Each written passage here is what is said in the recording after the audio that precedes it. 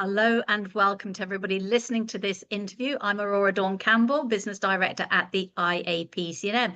And in the hot seat today, we have Kayla Burch. Welcome, Kayla.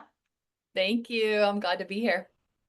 You're very welcome. I'm glad you're here as well. I'm always very inspired when we have our conversation. So let me introduce you properly. Kayla is an accredited fellow, coach, and mentor, which means it's the highest level that you can achieve within the IAPC&M. She's a sought-after speaker, author of 2 books, Expansion Code and Beyond Illusion. And these are for really high-performing women who probably, like most of us can relate, overthink, overperform, and override what we should be doing.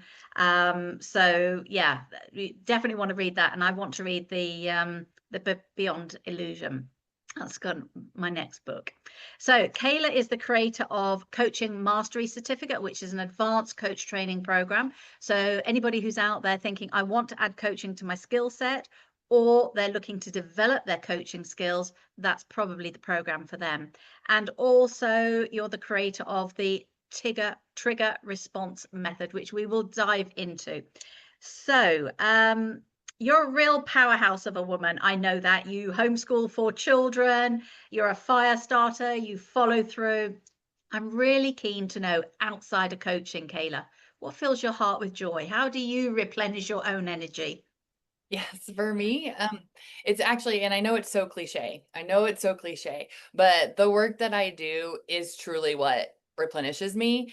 And I mean that because it is where I get to be a very authentic version of me, and I get to pour into others and others pour into me in that way. And so there was a time, and well, I'll keep going on that, but there was a time in this in my business that wasn't true, that the work it did drain me, and so I needed something outside of that to replenish. But when I, like you said, you said when you feel fire after these calls, I do too. I feel that way. I'm invigorated by this type of work, so that really does fill me. And I have my 4 children, and I love to be with them and our life together, and my husband. And I'm a huge traveler, so we travel as often as possible and try to take as many adventures as we can. So I personally feel like my entire life is what invigorates me. I get a sense of that from the website, which is a fantastic, informative website, and you do retreats as well. So I guessed you must like travel. I do. I very much love travel. Okay. So how do you fit the retreats into the coaching business? Where did that come about? So the retreats, came from people just wanting to do things a little more in person. And the way that I move in my business, and the way that I move with my clients, is it's a lot of deep inner work. And so I thought, I like to attend retreats, and I thought, how do I create this space to actually have this incredible transformational experience from a Thursday to a Sunday? How do we collapse time for people who want to step back from their life, and then collapse that time of that deep inner searching? But then the big thing that I saw is a gap. I'm a gap filler. I think you know that. So I saw the gap in the retreat industry, and it would leave people on a very big high, and then they couldn't integrate it back into their life. And so I had this idea and this way of taking people on this complete and total journey that didn't end on Sunday, but completely integrated them back into their life. And a lot of my clients will come to that and then deepen their work. And then people will just randomly find me. And it is an incredible transformational experience. And so it very much feeds into what I do just in my daily work with my clients as well. But it also brings another layer and texture to it. I can imagine. Yeah, interesting.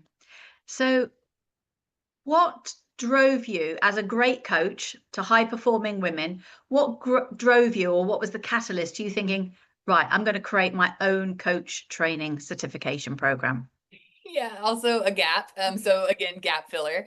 And so I have been in the coaching industry, in the mentoring industry, in the training industry for a while. So I worked for a company where I did just that. I trained coaches to become higher elite coaches, and listening to coaching calls and going through all of these different aspects of this process. And I started to notice very key things that were missing as a coach. And the coaches that were coming, and the coaches that I was listening to, and the coaches that came to me as a mentor, I would listen to their coaching calls and I would be like, oh no, like, oh no, we're missing the mark here. The mark is being missed. Not that they weren't good coaches, but they were missing very key elements to actually create the transformation and have that transformation stick, which is what a lot of people lack. They're following other people's frameworks and scripts, and they're losing themselves in it, and then they're losing their client in it. And so that gap I started to realize is coaches actually aren't listening to their client. They're listening to respond, even if they say that they're not. There's so many other skills that are lacking within that. And I thought I'm very well equipped to do this. I'm trained in this. It is a natural skill I have. And then I deepened in my coaching business. How do I bring that together? And then one more part of that was I started to hear coaches reacting in the call. Even if they didn't feel like they were having a very biased response to what their client was dealing with. And that would create a barrier for them to really fully show up and transmit and transfuse their client through what was going on. And so I was like, that has to be addressed as well, which is the work I do with my clients. And I thought that has to be integrated into the coach's training as well, so they can detach from that client outcome, detach from what's happening, and so their triggers aren't overriding their call. And it can be very subtle in those ways. So those are the two things that I thought, no, this has to change, and this has to bring more integrity back to the coaching industry as well. Yeah, that's interesting because I don't think I've heard anybody say that they address those two issues. The authenticity of, being yourself as opposed to following a script, and also recognizing what your triggers are so that you are aware of them when you're dealing with a client. So that's a really interesting dynamic that you've added into your course. Yeah, I think so. And it came from myself, really, listening to other coaches too. But I only could identify it with other coaches because I had already identified it with myself. And so I'd already identified that I was reactive and that I would get triggered by very certain people and very certain comments and very certain beliefs that they would have. And then I would have this like inner dialogue of like, okay, like here we go again, or whatever it was. And then I realized, oh, by me being reactive to that, even if it's just inside of my brain, it's creating a bias and the energy is now being broken. And now I'm not showing up fully for the client. And then my questions were a little tainted afterwards. And the client never knew. Like, it's not something the client knows, right? It's what you know and it's what you feel. And so I felt that. And then I started hearing that in the way that people would ask questions. The texture of the question was different. Their tone, their dialogue was different like from, 3 minutes before to after. And I can hear when that coach is triggered. I'm like, you're reactive to this. This means something to you that you're trying to hold back. And so it's a very powerful spot in coaching that I don't think is addressed at all. And that's why we say self-reflection after each and every call is so important for you to learn from yourself, Yeah, not just what you've gone through with the client, but learn how you responded to that and what you'd want to do differently. Mm, absolutely. Absolutely. okay. And honesty too, because a lot of times in our self-reflection, we're not very honest because we're trying to avoid that feeling. And so it's also helping people understand how to go to that deep, uncomfortable space and not make it a problem, make it an evaluation to be able to move through it and then be able to teach your clients that as well. Right. So we're learning so we can teach.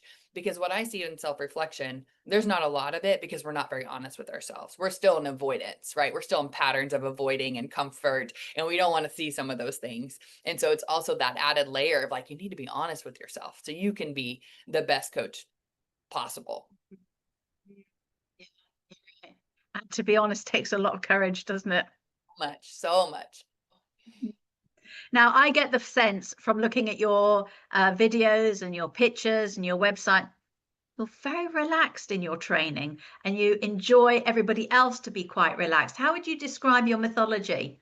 Yeah, so I'm real chill. Like, it's really funny. Yeah. One of my clients once described me as a shove and a hug, right? So I'm not chill as in like I let things slide, but No. it's a very relaxed setting because that's how I think life should be. I don't think we should ever be performative. I don't think we should be showing up in a level of performance or being a certain way. And our professionalism is who we are, right? And that's how we can become credible, and that's how we can become consistent and of integrity is when we are who we are.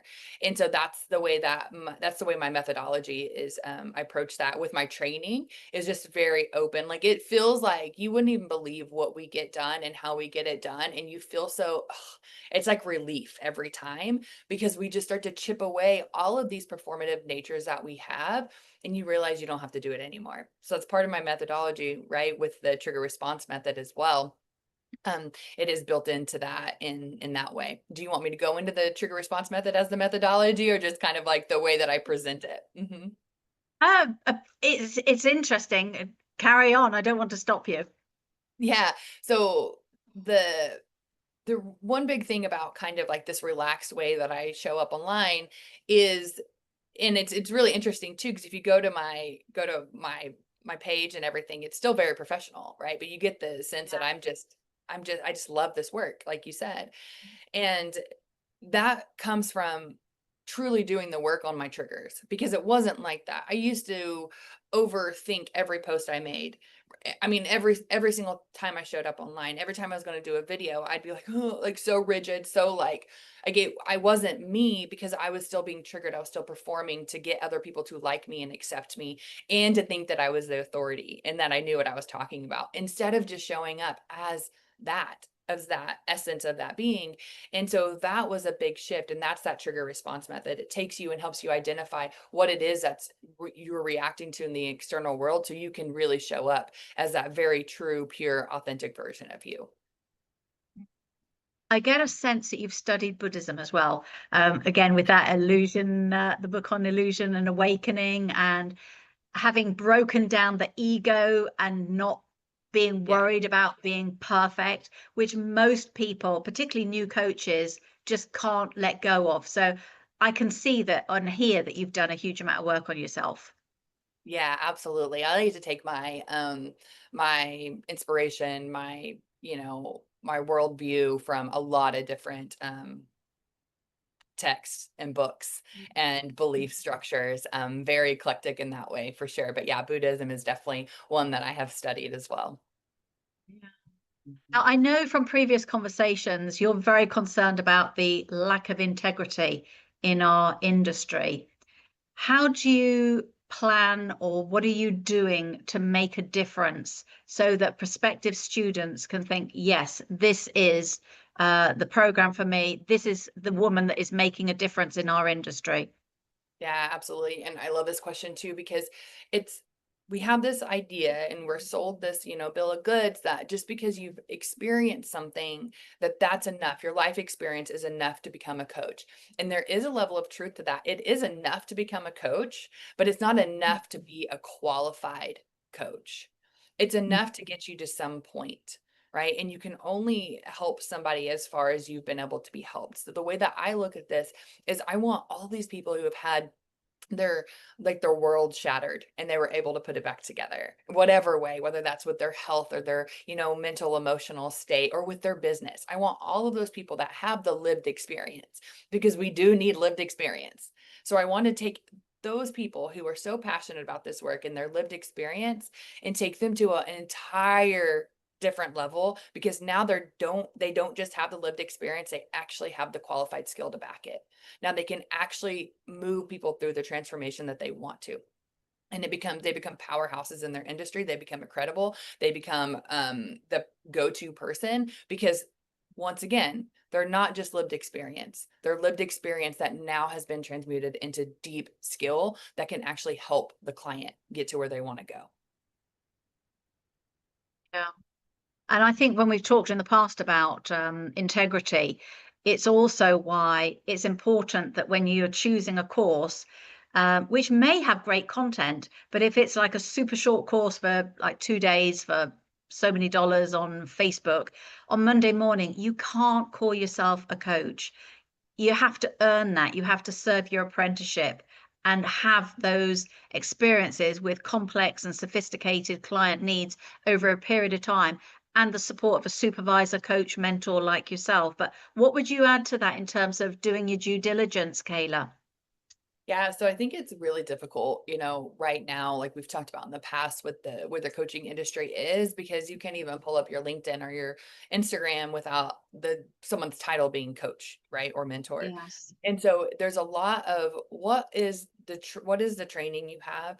What is the level of accreditation, of course, and are you certified? Like, can you do what you say that you do, and have you done this on repeat? And not just like these big bold statements of, my clients make 100K. Like, how did you get them there? Like, what was the methodology that you used? And I'm not so rigid that you have to have okay, I need to know that every single person you walk through these 3 steps, but what is it that you can replicate? Right? The trigger response method. I've never just in a call being like, here's the 5 steps, we're going to walk through them, right? The trigger response method is a living, breathing methodology. Right. So you're going in and out of like these concepts, these 5 concepts, basically. And so it doesn't have to be just so rigid, like on call 1, call 2, I walk people through it. But what is the thing that you do differently with each and every client to get me to where I want to go as an outcome? Not just like this, magic wand type of idea. And so you have to be able to use your own due diligence and your own intuition, and then actually ask people hard questions and see through marketing, right? See through the marketing, high level BS that's out there that really pushes our pain points, that really paints a picture so vividly of a future that we may not be able to attain, and we may not be able to attain it with this coach or mentor because they're actually not equipped to get us there. So do your due diligence, and don't just like fall for like these fancy ads and these words, because they're meant to trigger you, they're meant to activate you into buying. It's buying psychology. And then use your own like discernment to say, but is this it for me? Is this person right for me? And are they trained and skilled and qualified to get me there? It kind of reminds me of a recipe. When I was having my recipe book, I was going through publishing with it, and they said one of the things was that it had to be replicated identically at least 6 times in order for a recipe to be given out as proven. And that's what that reminds me of what you've just said. Yes, that's a beautiful representation of it. Beautiful. Because just because you've done it once doesn't mean you can do it again. And just because you've done it with yourself does not mean you can replicate that in other people. And so it's like we have to make sure that these things are proven for the collective client that you're working with. Not for everybody, right? But for your specific client, what does that look like and how do you get them there? Yeah, definitely. Well, this is what our role at the IAPCM has always been about, Kayla. It's about educating the public to do their due diligence, whether it's they're hiring a coach and or a mentor, or they're looking to add coaching to their skill set and they're picking a training provider. And we always say to them, interview the person, interview the training provider. If they haven't got time to talk to you, they're not the right ones for you, because they should expect to be challenged, to be interviewed, to have that conversation, and then back it up with testimonials, etc. Which incidentally, your website has just got hundreds of them. Yes, yes, that's just the hundreds of a few that I have, right? That just happen Yeah. to make it on there. And Yeah. it is so true, that time to be able to work through that and that energy. Like you have to match with people. I've had clients before and we just weren't a match. Like the way that I coach and the way that I present and the way that I train and what I do, it just didn't land. Maybe they weren't ready for the bluntness and the directness and things like that, or whatever it is. It just wasn't the right match. And so that's why those calls and that due diligence is really important as well. Mhm. And you've obviously invested a huge amount of time and money in becoming accredited. How did you choose the IAPCM as your accreditation body, and why was it important, please, Kayla? Yeah, so for the longest time, and I love this part of this story, is because like I didn't feel any need to become accredited. Like for a long time in my business, I was like, I'm sold out. I have people, I have the authority, I already have that built in. And it wasn't until I started to get into different spaces with different people, and when accreditation mattered, because I started to see, oh, everyone's a coach. Just because I'm really good at what I do and just because I know that I'm an expert in this, that means nothing. It means nothing in this world because everyone in this room is calling themselves a coach. I used to joke if I went to a networking event and it was 15 people, 17 of them were going to be a coach. Like that's kind of how it, like that's where it's at. And it's like, what makes you stand out and what makes people say yes to their accreditation? So I kind of had this like almost like come to Jesus moment with myself where I was like, okay, if I want to be known for this and have this higher level of a credibility, then this is a step I'm going to have to take. And if I want my coaching certification to be something that people look at and say, she's not just another coach, right? I need to get it accredited. And that's where my journey was. And so why I picked the IAPC&M for that, I went through a lot of research. I went through a lot of different accrediting bodies. And this is the one that felt most aligned with where I was. And it made the most sense because I've done this work for a really long time. I am an expert in my field as a coach and a mentor. And I don't need to go take, another 300 hours and pay a lot of money to be able to prove my expertise in that way. Like that money is no longer shows the level of my proof. I show the proof of my expertise. And that's what I love about the IAPC&M is that I got to speak for that. My skill got to speak for my expertise. And that's why I picked the IAPC&M. And I wanted that for my students as well. I wanted a space where their skill spoke for itself, not their money, not their dollar. And that is of the utmost integrity for me. And that's why I chose this accrediting body for myself and for my students. Thank you. I mean, that validates what we're always saying. We're all about the conversation. You can either facilitate a great coaching conversation or you can't, but you might be very good at the theory. The two things are poles apart. Yeah. So I know you're a very busy lady and time is precious. I'm going to have to let you go in a minute. I just want to wrap up by saying how you do anything is how you do everything. And you just speak that and practice that.